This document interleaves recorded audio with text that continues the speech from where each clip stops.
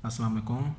Headache क्या होता है? हेडेक पेन और डिस्कम्फर्ट इन हेड और फेस एरिया, इसे हम क्या कहते हैं? हेडेक कहते हैं, यानी सर का दर्द।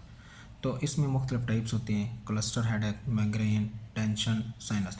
जो मोस्ट कॉमन है वो हम पढ़ते हैं, आज डिस्कस करते हैं। उसमें क्या होता है? क्लस्टर हेडेक, पेन एक साइड पे होता है, रेस्टलेस होता है और आँखों से पानी आता है। तो उसमें आँख रेड भी हो सकती है, स्वेलिंग हो जाती होती है। इस तरह उसमें क्या होता है? माइग्रेन। माइग्रेन क्या होता है? सेंसिटिव टू लाइट होता है, नोजिया होता है, ब्लड विजन होती है, फटीग होती है। Pain worse with physical activity, और कंसंट्रेट करना बहुत ही मुश्किल हो जाता है, मूड चेंज होता है। ये क्या होता है? एक से या दो पे हो सकता है। इस तरह टेंशन हेडेक होता है। टेंशन हेडेक में क्या होता है? Slow onset of the head होता है। ये कि इसमें क्या होता है? Back part of the head और नेक इन्वॉल्व होती है।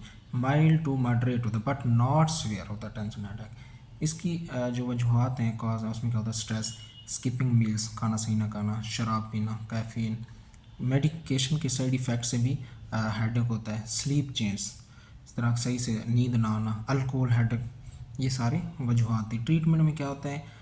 ट्रीटमेंट में हम बहुत ज़्यादा हमें पानी पीना चाहिए, एक्सरसाइज करना चाहिए, स्पेसिफिक फूड खानी चाहिए, मसाज, ये इन इन चीज़ों के साथ। और हम मेडिसिन लेते हैं अगर हेडेक ना जा रहा हो। तो ये हमारा टॉपिक था। लाइक एंड शेयर करें।